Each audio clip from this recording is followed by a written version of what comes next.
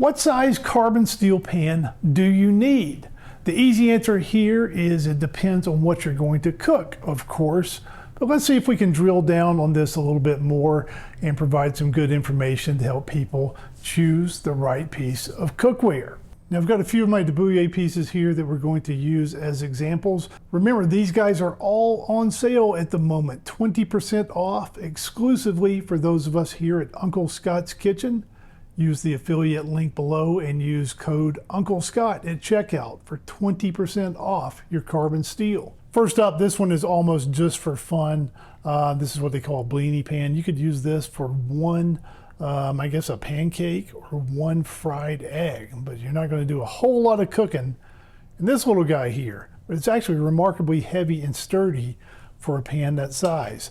Now here, let's get into the more mainstream sizes. This one is a 9.5 inch omelet pan. And this is good for 1 or 2 eggs. You could probably get up to 3 eggs in here before it started getting crowded. You could do a burger. You could do a filet in this guy. Moving up, this is the 10.25. A little bit bigger pan.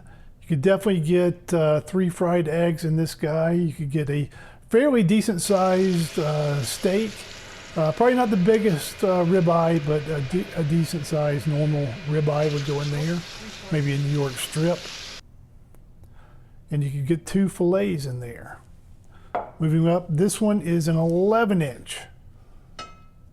You can do 1 egg in here, but it starts to look a little bit lonely. You could do 2 burgers. You could do a very big ribeye, 1 single ribeye. It's a little small for 2 steaks unless they were fillets or tenderloins. And as far as scrambled eggs, you could get 3 in here very easy. 4, 5 might be pushing things just a little bit when it comes to scrambled eggs. And an 11. Moving up the size range, this is a 12.5. And this pan is pretty big when it comes to single eggs. 1 single fried egg looks really lonely in a pan like this. You could do 4 fried eggs pretty easily. You could do 5 or 6 eggs scrambled. And this is big enough for 2 New York strips. And at this size, I also use this size for frying chicken. It's got a fairly deep sidewall. And I fill the oil up usually to the bottom of this first rivet here. And it will actually hold 5 big chicken tenderloins at one time if you do fried chicken in it. Then let's move up to a Big Daddy here. This one is the 14 inch. This is a humongous pan. You can get a ton of bacon in this guy. You can lay a lot of the bacon out completely flat without it going up the sides. You fry at least 6 chicken tenders in this guy, and this guy will hold 2 ribeyes at once. So this is a very big pan. Now some considerations here are the size burners that you have on your stovetop. And let me see if I can uncover a couple here. And a couple of words of caution here. Let's see. On this particular stovetop, I have 3 different sizes of burners. I've got a high-powered burner here, a small one, then several medium-sized ones in the back. So this little guy here, the kind of fun one, it barely fits on the grates, and I'm always worried that it's going to fall down in. So this is more of a not a day-to-day use pan for me anyway. The small burner here, I like using the 9.5 on it. The 10.25, it also works well on a smaller burner.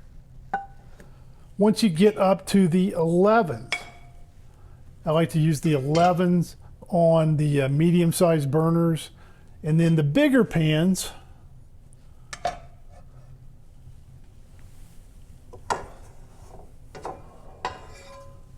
the 12.5 and the 14, go on the bigger high-powered burner.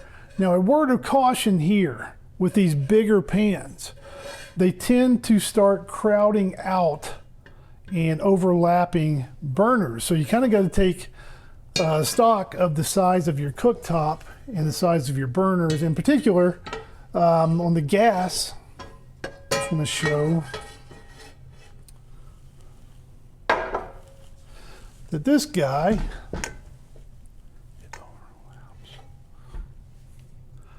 so this 14-inch pan actually overlaps the burner grates and encroaches onto this burner here. So for example, you are not going to use a 14 and a 12 and get both of them to line up correctly with the centers of the pans over the gas burners.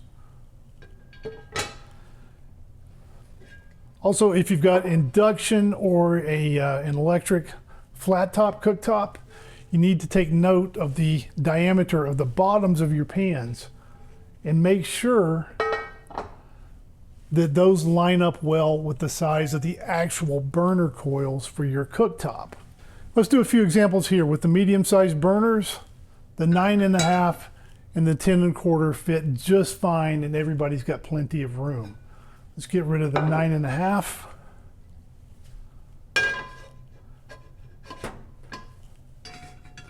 The 12.5 and a 10.25 fit nicely side by side.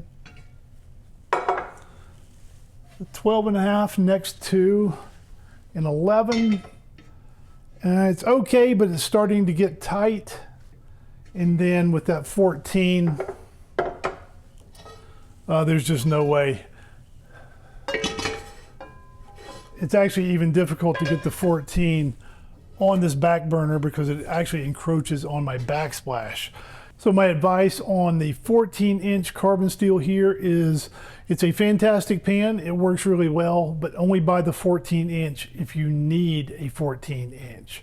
I think for most normal cooking, the 12.5 is well big enough to be your main go-to big frying pan.